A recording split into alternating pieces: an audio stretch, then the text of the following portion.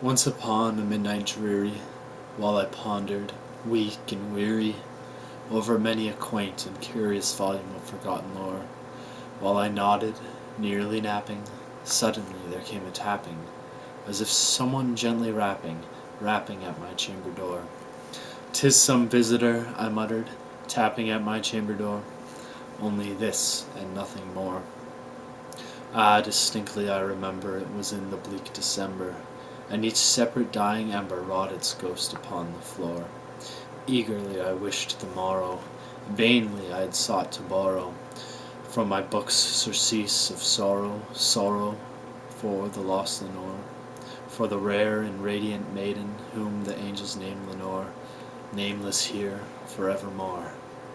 And the silken, sad, uncertain rustling of each purple curtain thrilled me, filled me with fantastic terrors never felt before, so that now, to still the beating of my heart, I stood repeating, "'Tis some visitor entreating entrance at my chamber door, some late visitor entreating entrance at my chamber door.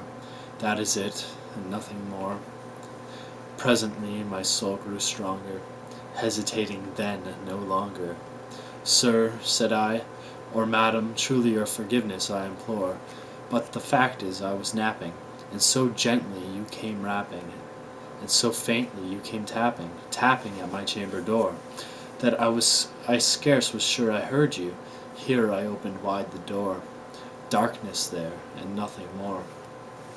Deep into that darkness peering, long I stood there wondering, fearing, doubting, dreaming dreams no mortal ever dared to dream before, but the silence was unbroken, and the darkness gave no token, and the only word there spoken was the whispered word, Lenore. This I whispered, and an echo murmured back the word, Lenore, merely this, and nothing more. Back into the chamber turning, all my soul within me burning, soon I heard again a tapping somewhat louder than before. "Surely," said I, "surely that is something at my window lattice. Let me see, then, what thereat is, and this mystery explore. Let my heart be still a moment, and this mystery explore. 'Tis the wind and nothing more." Open here I flung the shutter, when, with many a flirt and flutter, in there stepped a stately raven of the saintly days of yore. Not the least obeisant made he, not an instant stopped or stayed he, but, with mien of lord or lady, perched above my chamber door, perched upon a bust of Pallas just above my chamber door, perched and sat, and nothing more. Then this ebony bird, beguiling my sad fancy into smiling, by the grave and stern decorum of the countenance it wore, "Though thy crest be shorn and shaven, thou," I said, "art sure no craven, ghastly grim and ancient raven, wandering from the nightly shore. Tell me what thy lordly name is on the night's Plutonian shore." Quoth the raven, "Nevermore." Much I marveled this ungainly fowl to hear discourse so plainly, though its answer little meaning, little relevancy bore, for we cannot help agreeing that no living human being ever yet was blessed with seeing bird above his chamber door, bird or beast upon the sculptured bust above his chamber door, with such name as Nevermore.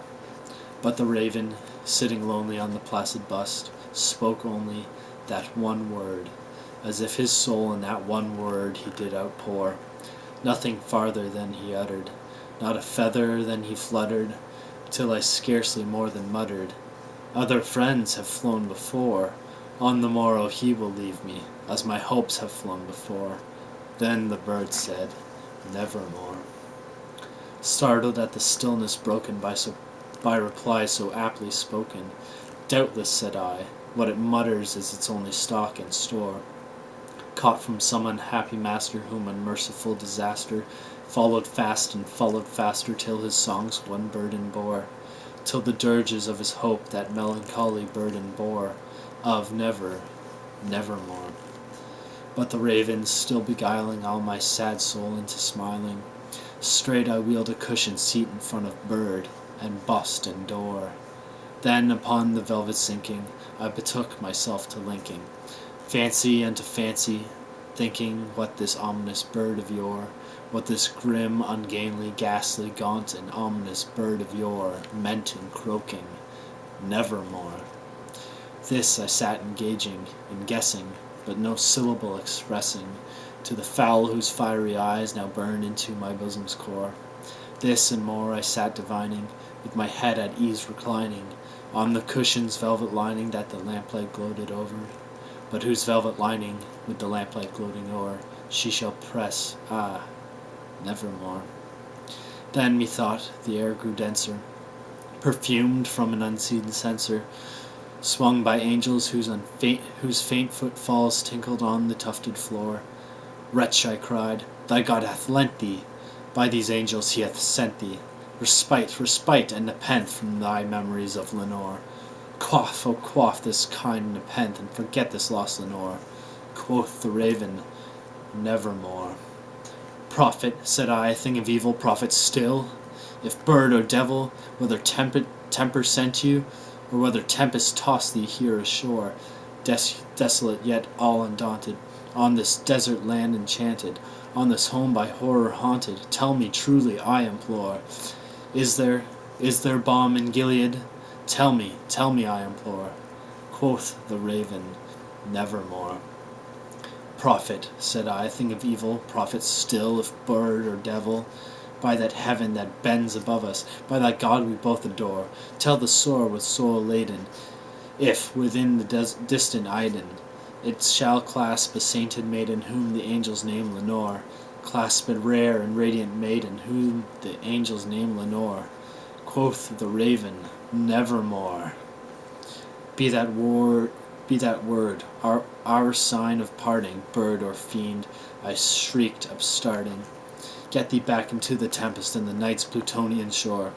Leave no black plume as a token of that lie thy soul hath spoken. Leave my loneliness unbroken. Quit the bust above my door. Take thy beak from out my heart, and take thy form from off my door.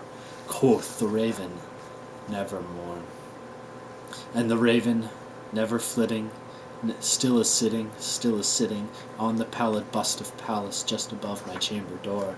And his eyes have all the seeming of a demon's that is dreaming, and the lamplight o'er him streaming throws his shadow on the floor, and my soul from out that shadow that lies floating on the floor shall be lifted nevermore.